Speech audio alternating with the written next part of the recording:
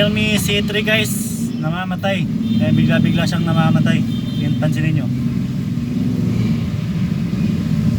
Wait lang natin. O yan, patay na siya agad. O, lalabas Realme. Iskusa sa mag-open. Check pa natin ang isa guys kung mamamatay pa. Try pa natin. Chinik natin yung batteries. Okay naman. Hindi naman lobo at bagong bago. Hindi pa nga nabubuksan guys.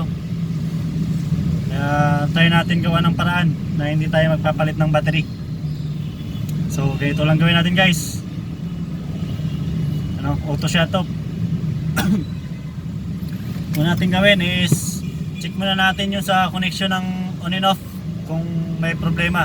Try natin alisin kung mag-auto shut off pa rin siya. Try natin ulit mag-open.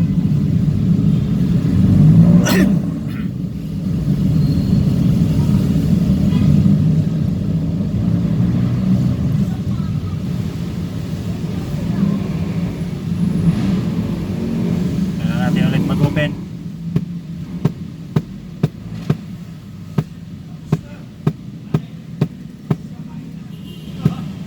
Talaga pag Realme matagal mag-open. Ayan, nag-open na guys. Tayo natin mag-pin lang. Hindi natin kasi alam ang password yan. Tayo lang natin mamatay. Wala tayong gagalawin. Hindi mamamatay lang yan, kusa. At mag-open ng kusa. O ayan na, namatay yung nag-open. So try natin dito guys. Try natin baklasin ang switch. Kung sa switch yung problema nya. Alamin natin ang problema.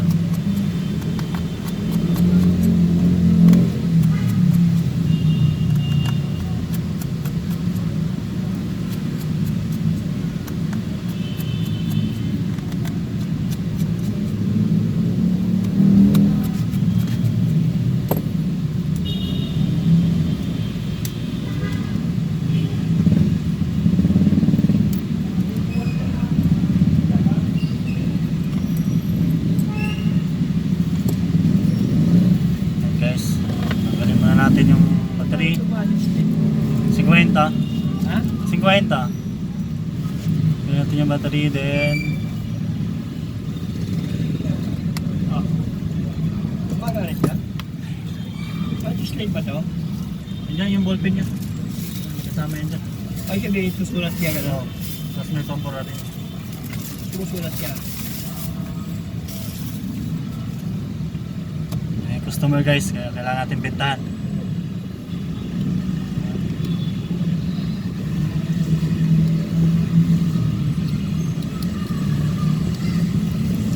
Natin to para iwas sa aberya at dahil nakaklam ito alisin na natin ang switch niya.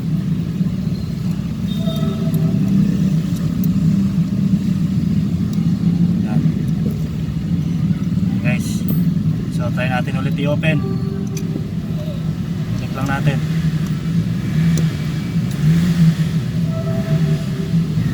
Open natin ang gamit dito sa switch.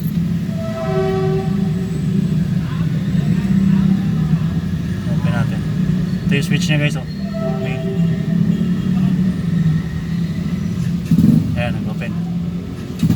Tingnan natin yung connection muna. Alisin muna natin yung connection nito. Kung mag-auto shut off pa siya.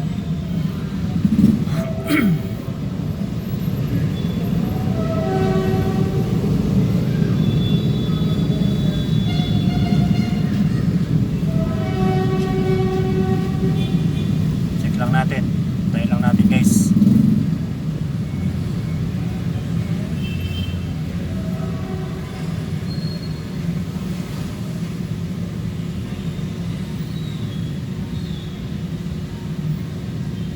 Enough na tinanggal natin yung connection ng switch button niya. Baka dyan lang nagka-problema. Tingnan natin kung mamamatay. Wait lang natin yan kung mamamatay. Pilitin natin para hindi mawala yung ilaw.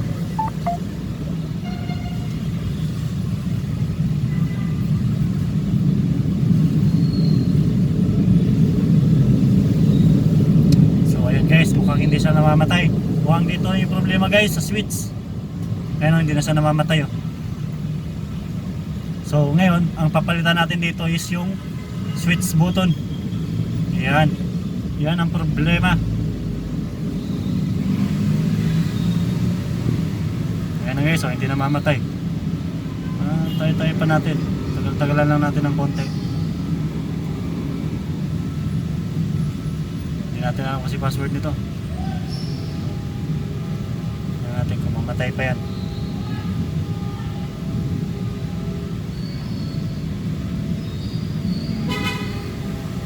Oh guys, okay. Hindi siya namamatay. So, yung problema guys is ito. Switch button.